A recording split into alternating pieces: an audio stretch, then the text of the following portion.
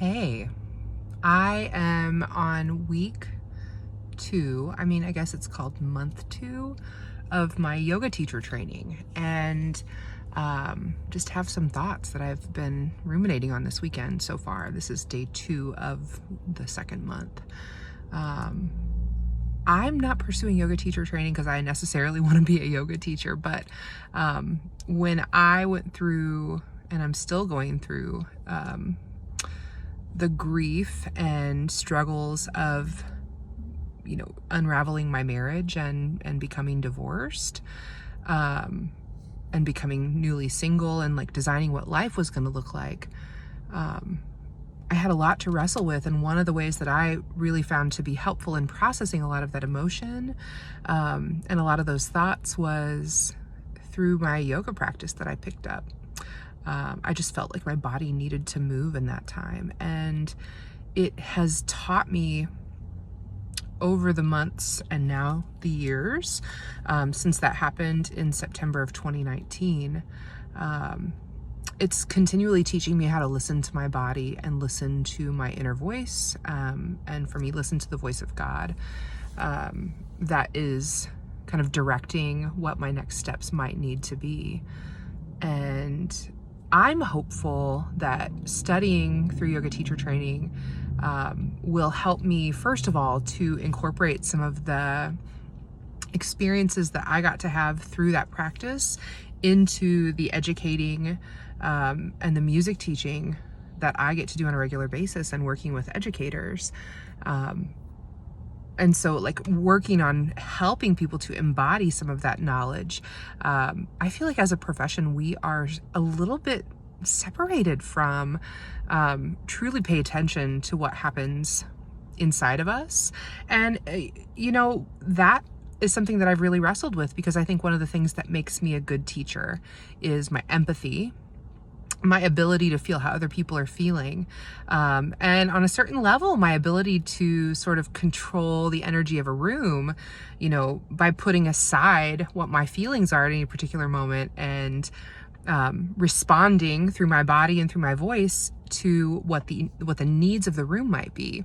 Well, over many years, at least for me, that has played out into sometimes a lack of awareness of what's going on for me and what my needs are, after so many years of putting my needs second or third or 23rd or 73rd, depending on how many people are in that space. So, and I will come back to this always as I am revisiting why we as educators need some of these, what I could call self-care, what we could call well-being. Somebody told me they thought wellness was a sticky word because it implied something we needed to do because it's so overused in our culture. But I'll constantly come back to why we need this wellness practice, or why we need this well-being practice, or why we need these continual reminders of how to tune into what we need and what we want.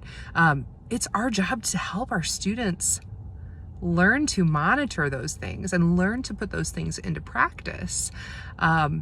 We have the power to design our classrooms in a way that models appropriate boundaries, appropriate pacing for a life, appropriate self-monitoring techniques that kids can then take into their own lives. And I think our society will only be better the better we get at doing that for ourselves.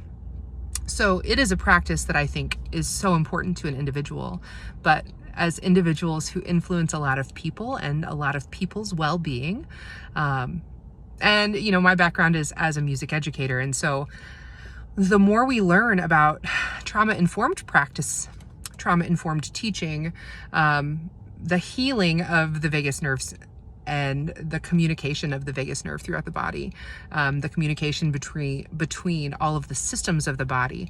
Singing is one of the ways that we can help to heal.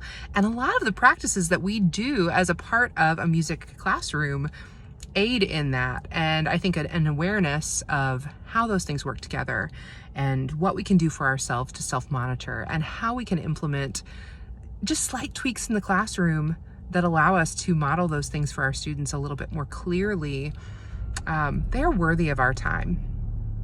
especially after COVID. Now, my journey is a little bit different. I was talking with a friend today, and it's so interesting because, my experience of this sort of hardship and trauma and life shift actually happened 6 months before COVID started in the United States and impacted people here, with kind of the widespread shutdowns that happened in March of 2020. My life started shifting in September of 2019. So by the time the world started closing down, it was actually a little bit of a relief for me, because it allowed me to really take some time and to think about, what do I want my life to look like? What is sustainable for me? And I came back to this idea that I want to build a life for myself, and I want to encourage the people around me to build lives that they do not need to recover from, right? Like, we have, especially in education, we have a retention problem. Teachers are leaving the classroom. After 5 years, at least 50% of teachers have left the classroom.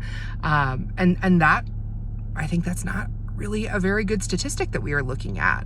And then on top of that, the teachers that stick behind, I mean, many of them learn how to deal with this, but many don't. Many still really struggle to find balance, to find a sustainable pace. And I think that problem is exacerbated, specifically in my experience with, the performing arts teachers, because we do so much that's outside of school. We do so much that's on borrowed time, essentially. There are other areas of education where that's also taking place, but my personal experience and the educators that I have worked with and have helped to bring into the profession, we are people who give of ourselves and of our time. And what I hope, my goal for my students at the university, and now that I'm transitioning out of university teaching and into working with people who are in the process of being teachers, they're not in that training phase, but they are doing the work. And now that I'm moving into coaching them and coaching you, my goal is, how can we make the life of an educator sustainable, so that we don't have to spend summers recovering? It's just become more obvious as we're coming into this time of COVID, right? Like, all of us have had a friend of mine, I shouldn't put that on you. Maybe you didn't have an awful year. But I think it's my 17th year as an educator, and it's definitely the hardest year that I've had as a teacher, for sure. And so I think to myself, this is just highlighting a problem that has already been. And if that's the case, and we have this time in the summer that we can build up, and we can really take the time to step back and think about what practices we're putting back into place. What are we inviting back into our lives as we have more opportunity to add things back in? What are we going to respectfully decline to do?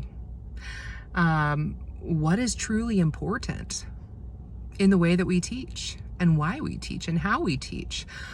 If we're going to alter some things that we found to be beneficial for our students, as we altered our instruction, what are we going to take away, right?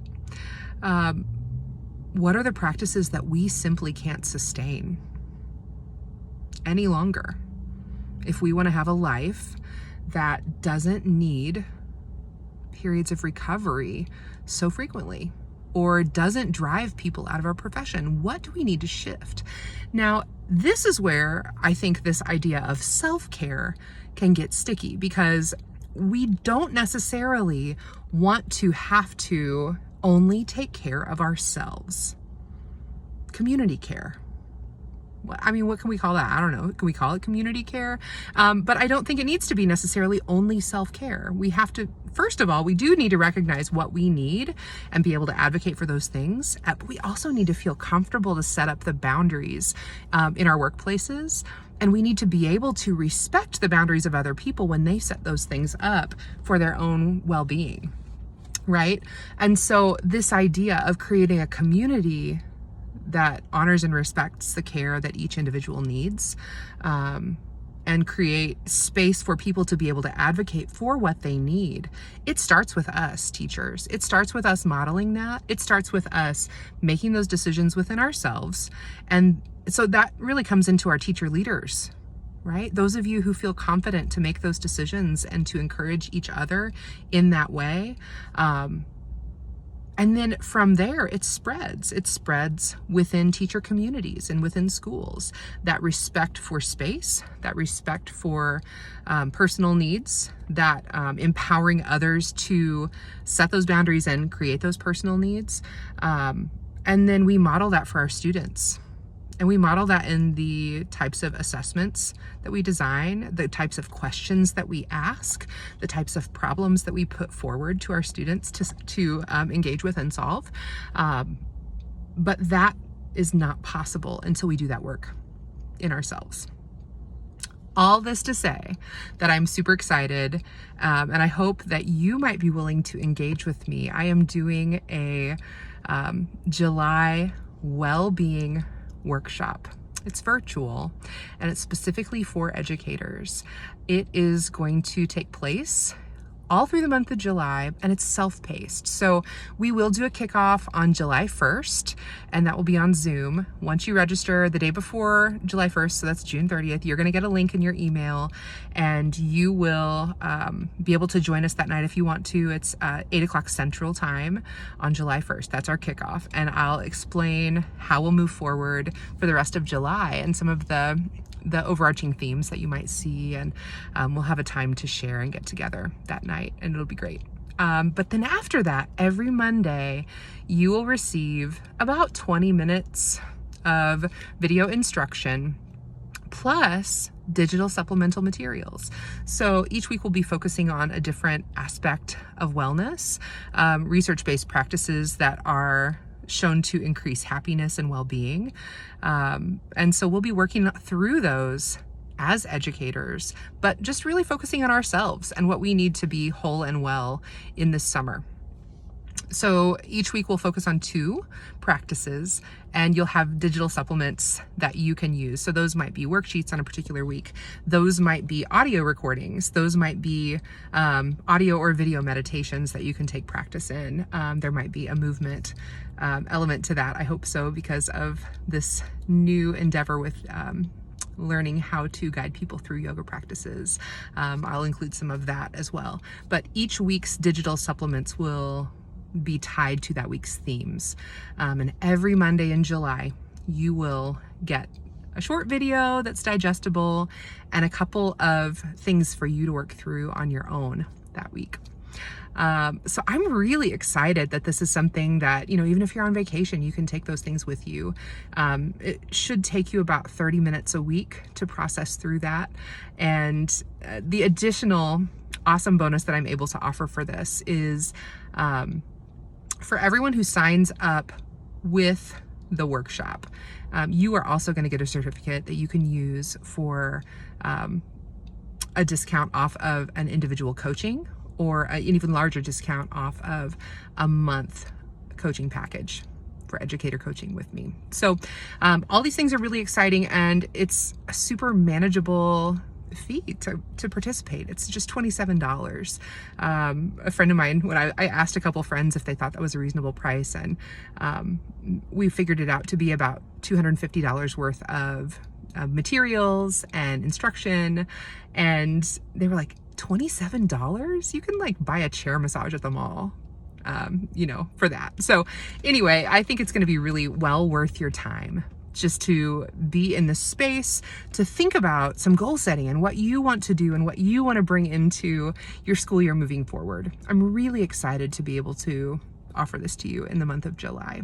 So if you're interested, I'm going to put the link on how to register below, and don't hesitate to reach out if you have any questions. I'd love to connect with you on Instagram. You can find me at Elevated Harmonics. You can also find our Educator, Happy and Healthy Educators group on Facebook if you'd like to. That's free to everybody, and everybody's welcome there. So if you'd like to engage in that way, please join me over in Happy and Healthy Educators over on Facebook. But here at Elevated Harmonics, we are really excited to bring you that experience in the month of July. So get registered today, and I really look forward to seeing you at the kickoff on July 1st. Hope you have an awesome summer, and hope it is a little bit less hot than it is here in St. Louis. Talk to you soon.